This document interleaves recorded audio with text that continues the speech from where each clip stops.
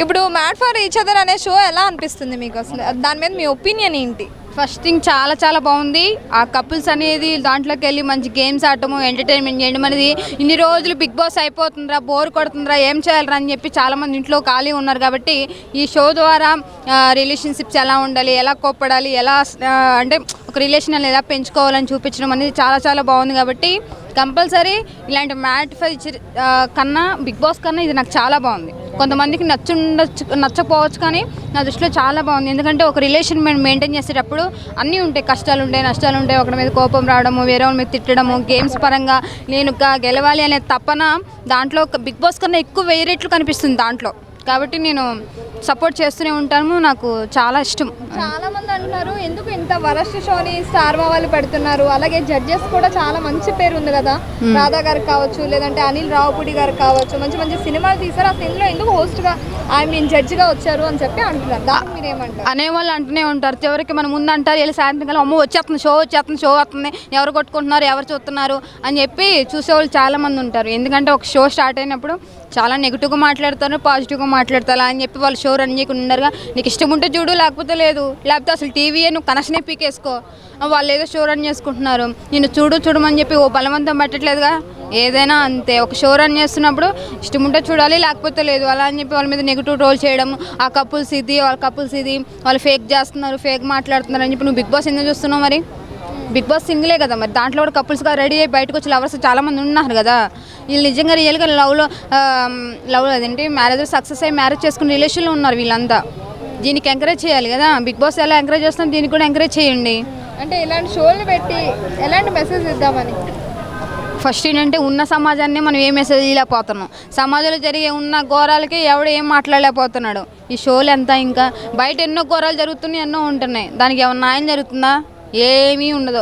కాబట్టి ఏంటంటే మీ ఎంటర్టైన్మెంట్ కోసం, మీ దీనికోసం షో బట్టి ఒక్కటే చెప్తున్నాను, ప్రతి రిలేషన్షిప్స్లో అన్నీ కామన్గా జరుగుతుంటాయి. కాబట్టి ఆ షో ద్వారా కొంతమంది నేర్చుకుండొచ్చు. అది వాళ్ళ పాజిటివ్ ఆ నెగిటివ్ అనేది వాళ్ళ మీద డిపెండ్ అయి ఉంటుంది. అలా అని చెప్పి మనం ఒక షో రన్ చేస్తున్నప్పుడు దాని మీద నెగిటివ్ రోల్ చేయడం అనేది చాలా తప్పు. ఎందుకంటే మనకి ఏ చేత కాదు, మనం దాంట్లోకి వెళ్ళలేం, మనం చేయలేం, మనం అంత బడ్జెట్ పెట్టుకోలేం. వాళ్ళు చేస్తున్నారు, ఎంకరేజ్ చేయాలి, లేకపోతే మూసుకొని కూర్చో అంతే. అంటే ఇప్పుడు కిస్ అలాంటివి 4 గోడల మధ్య జరిగేది ముందు, ఇప్పుడు ఓపెన్ గానే చేస్తున్నారు కదా ఆ షోలో. అలాంటివి చాలా మంది కెమెరా బిగ్ బాస్ చూడట్లే. బిగ్ బాస్ చూసి చాలా అంటే ఒక లైన్ ఉంటుంది, ఇది లైన్ మించి ఉంది కదా. కపుల్స్ తీసుకెళ్ళి అక్కడే ముద్దు పెట్టుకోవడాలు, హక్ చేసుకోవడాలు, అవన్నీ కరెక్ట్ అంటారా?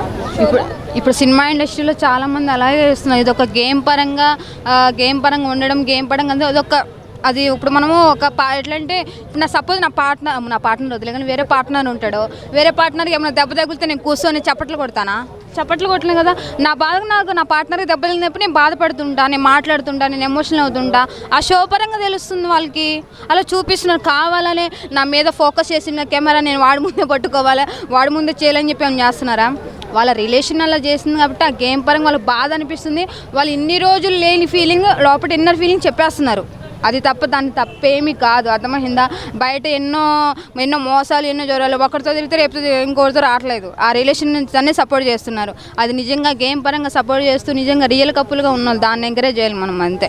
ఈ సమాజం ఎంత చెప్పినా మారి సాగు తప్ప మనం ఏదైనా ఫేక్గా నమ్మేస్తాం. రియల్గా కంటికి కనిపించేది ఎవరిని నమ్మడం. ఇప్పుడు మ్యాడ్ ఫర్ ఈచ్ అదర్ అని ఒక షో ఉంది కదా, సో ఆ షో మీద మీ ఒపీనియన్ ఏంటి? కపుల్స్ అందరినీ తీసుకొని వెళ్ళి ఒక దాంట్లో పెట్టి షో చేస్తున్నారు కదా స్టార్ మా వాళ్ళు, సో దీని మీద ఒపీనియన్ ఏంటి మీది? నేనైతే ఆ ప్రోగ్రాం చూడనండి. అంటే నేనైతే చూడను, కానీ ఆ చెత్త ప్రోగ్రాం గురించి అడిగారు కాబట్టి చెప్తున్నాను.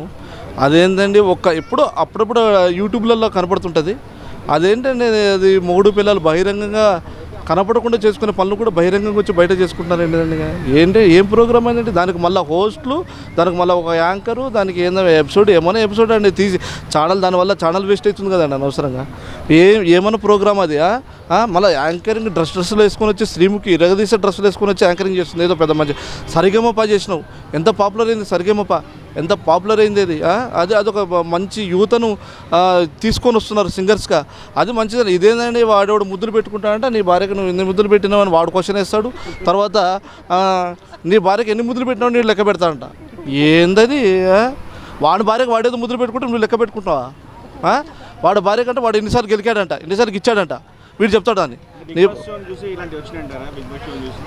బిగ్ బాస్ అంటే అది ఒక లెవెల్, అది ఏంటంటే ఒక బహిరంగంగా లేదు కదా అది. ఇప్పుడు దానికి కొన్ని కండిషన్స్, కొన్ని నియమాలు ఉన్నాయి దానికి, అవునా కదా. ఇప్పుడు బహిరంగంగా లిప్ కిస్ పెట్టుకుని బహిరంగంగా ఒకరి మీద ఒకరు పడట్లేదు. దాంట్లో పడ్డా కూడా దానికి కొన్ని ఎడిటింగ్లు తీసేస్తారు.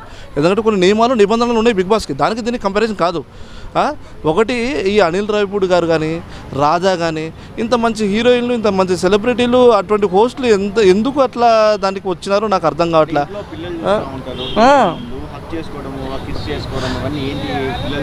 నేననేది అదే నేర్పిస్తున్నారు, అంటే పిల్లలకు నేర్పిస్తున్నారు. అగో ఇట్లా చేసుకోండి, ఇట్లా ముద్దు పెట్టుకోవాలి, ఇట్లా చేసుకోవాలి. ఆయన దానికి ఇంకా ఎందుకు ఆ బట్టలు కూడా ఎందుకు, ఇంకా అవన్నీ ఎందుకు, ఇంకా ఒక మంచం తెచ్చుకోండి, కూర్చొని ఇక ఎందుకు, ఇంకా అటువంటిప్పుడు ఎందుకు, ఇంకా మీకు అంత ఇన్వాల్వ్మెంట్ అయినప్పుడు మళ్ళీ దానికి ఇంకోటి ఇంకా ఆపోజిట్ మాట్లాడడం, మళ్ళీ నీ భార్యని ఇట్లా అన్నావు, నువ్వు నీ భార్యని ఇట్లా అన్నావు, నీకు పాయింట్లు తగ్గిస్తా అంట. ఏందండి ఇది?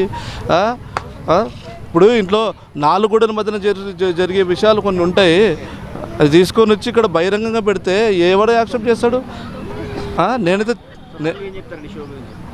వద్దు, ఈ షో వద్దు, తీసేయండి.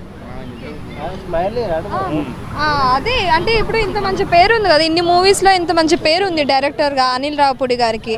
సో ఈ పేరంతా ఇప్పుడు పోతుంది అనుకోవచ్చా? మరి పేరు పోతుందని అనుకోవడం అని కాదు, నెగిటివ్. ఇప్పుడు ఆయనకున్న రేంజ్కి ఈ ఎపిసోడ్కి రావడం అనేది చాలా విలువ తగ్గిన విషయం కదా. ఇప్పుడు ఆయన భార్యాభర్తలు తగాదాలు తీర్చడానికి వచ్చాడా?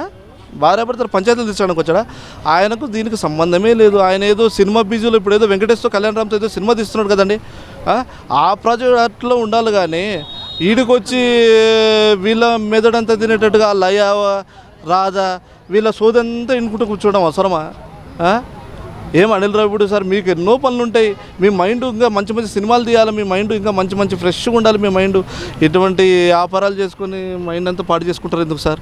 నేను చెప్పేది అదే ఒకటే, ఈ ఛానల్ తీసేయాలా, ఈ ప్రోగ్రామే తీసేయాలా. నేను అనేది అది ఒక సామాన్యులాగా, ఈ ప్రోగ్రామే వద్దు. అంటే కొంతమంది పబ్లిక్ ఏమంటున్నారంటే ఇది కూడా బిగ్ బాస్ షో లాగా ఎంటర్టైన్మెంట్ షో కదా, ఎంటర్టైన్ అవుతున్నారు అని చెప్పేసి, దానికి మీరు ఏమంటారు? ఒకటి చెప్తా చూడండి సార్, పబ్లిక్ అంటే ఛానల్ తిప్పిన తర్వాత కంపల్సరీ ఏదో ఒక ప్రోగ్రాం లేనప్పుడు చూడాలి. అది ఏదో ఒకటి చూస్తారు. అంటే 100 మందిలో ఇంతమంది, ఇన్ని కోట్ల మందిలో ఎవరో ఒకరిద్దరు కనెక్ట్ అయినారంటే అది మన తప్పు కాదు కదా సార్. అది ఇప్పుడు కొన్ని షోలు కొంతమందికి నచ్చితే కొంతమంది నచ్చవు, అవునా?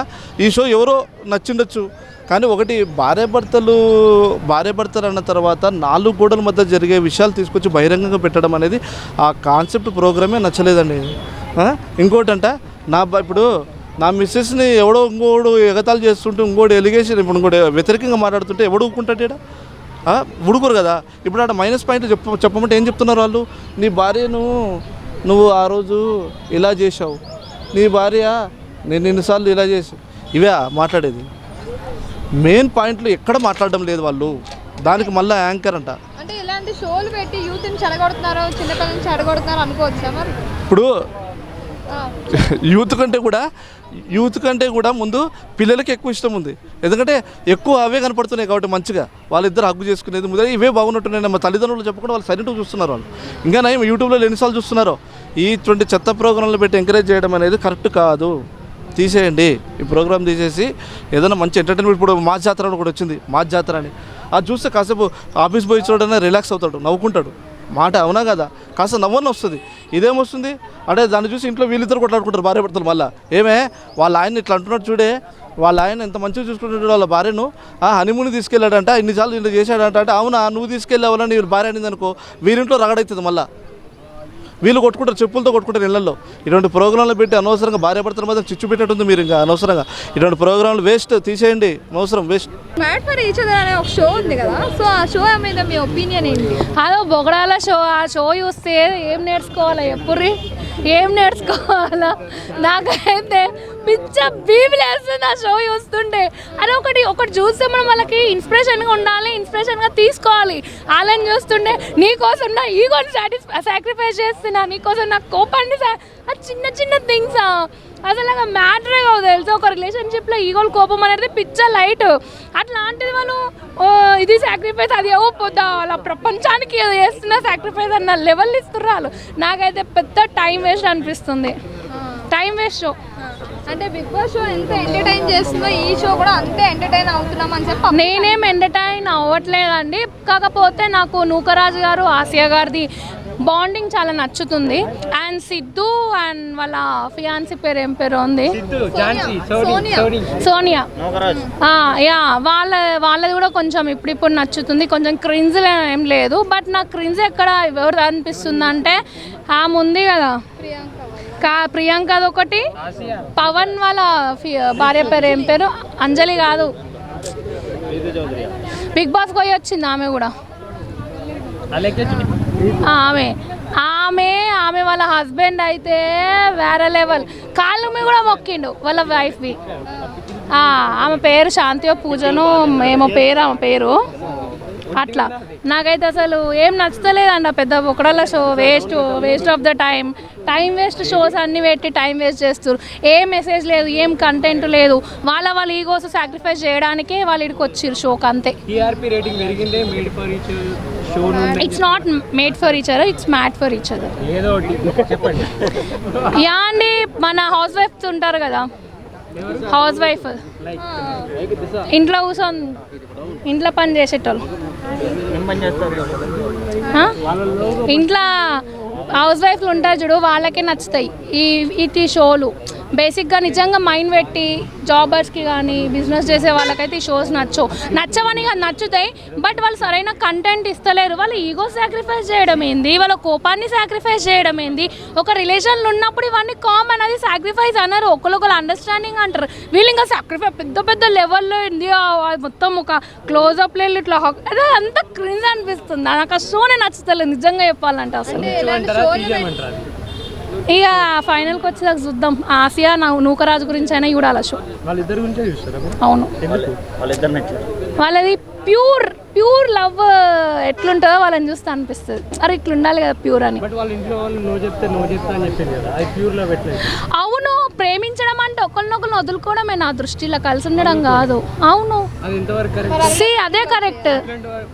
అవునబ్బా, ఇప్పుడు ఇద్దరికి అండర్స్టాండింగ్ ఉంటే, ఇద్దరు పెళ్లి చేసుకున్న తర్వాత మిస్అండర్స్టాండింగ్స్ వచ్చి పిల్లలు పుట్టినాక అప్పుడు విడిపోయే కన్నా, ఒకళ్ళకి నచ్చి ఒకళ్ళకి నచ్చకుండా ఈ మిస్అండర్స్టాండింగ్స్ వస్తూనే మనం ఫర్దర్గా లీడ్ చేయలేము మన లైఫ్ అన్నప్పుడు ఒకళ్ళకొకరికి వదులుకోవడమే బెటర్ కదా.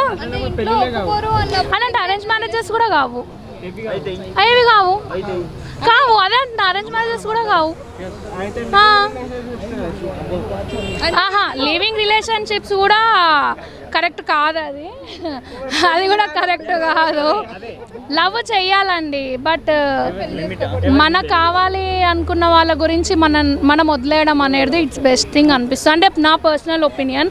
ఇది అవతలోనికి ఎలా కన్వే అవుతుందో మరి నాకు చెప్పడంలో నాది రాంగ్ వే ఉందో నాకు తెలీదు. బట్ నా ప్రకారంగా లవ్ అంటే కలిసి ఉండడం కాదు, ఒకళ్ళ కోసం ఒకళ్ళం విడిపోవడం గురించి లవ్.